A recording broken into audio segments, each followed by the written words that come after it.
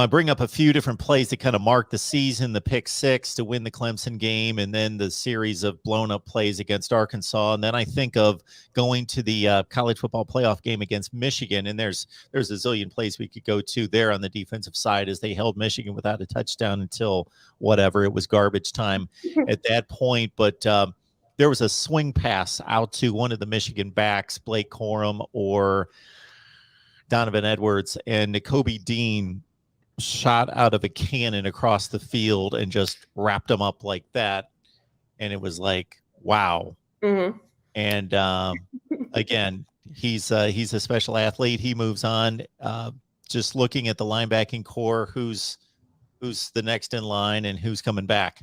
Yeah, linebackers are probably the one area that's kind of been depleted the most. You saw Quay Walker leave. You have Channing Tindall gone. Nakobe Dean is also the big guy, the general. And so the big question this spring is who's going to be the next general. And Jamon Dumas-Johnson has been somebody that has kind of really taken up that role of becoming that general, if you want to say. That role is still kind of in the air. Now it's kind of going back and forth with my answer, but this is the area you'll see Nolan Smith become a leader, but he's not going to be an inside linebacker that kind of controls what needs to happen like Nakobe Dean will. But Jamon Johnson Dumas is someone that I think can. Samel Mondin Jr. is another one that can kind of handle that position as well.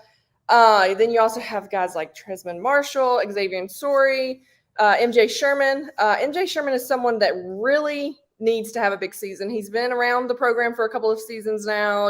He's a junior, but he hasn't broken into the mold. And it's crazy because there have been 5 stars in front of him. And so to sit there and say, hey, he hasn't done this or he hasn't done that. But you've seen other guys kind of come up and do whatever they need to. So he's somebody that was injured when he came out of high school. So he's been rehabbing and stuff. But I would really like to see him come in and take over that general role. But Pop, which is what the team calls Jamon Johnson Dumas, the long name. He's a sophomore, and he had a pick 6 early on in the season. I think it was either against UAB or South Carolina. And so he's got a little pizzazz to him, and Kirby specifically called him out this spring in a press conference and said that he's been somebody that's really kind of taken that leadership role.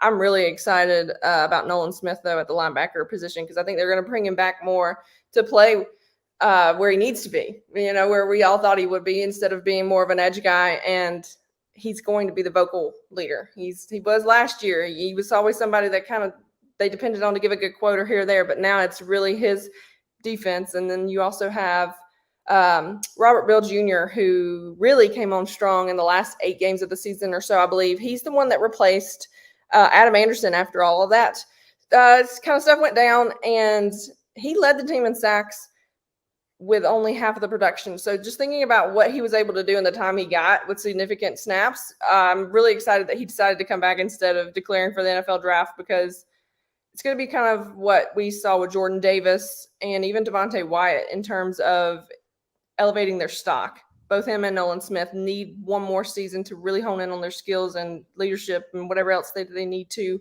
learn because they're already both significantly talented physically and they can do whatever you need to. But something about taken that 4th year and really learning about what it takes to be a leader and in charge and being the playmaker is what those two guys are.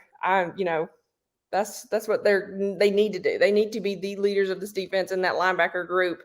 But you also have Jaylen Walker, who's a true freshman, another mid-year. I feel like I keep talking about the mid-years, but that's also something Kirby continues to brag about is how impressive they have been coming in, no nonsense, kind of just joining in, taking significant reps at the 2s and the 3s to get some, clean up playing time or even get in special teams or whatever. And Jaylen Walker has been somebody who's been hitting hard, getting a lot of praise from media and Kirby. And so there's just some guys from at least the linebacker position that I'm excited. There's also Chambliss, who had that really big hit in the postseason that got ejected or whatever for targeting. That wasn't targeting, but he's a headhunter. He likes to play aggressively. And I think that's what you're going to see is a little bit more scrappiness instead of polish this year. I think you'll see polish to 2023, but this year it's going to be about Nolan Smith, Robert Bill kind of teaching these youngins how to continue on being elite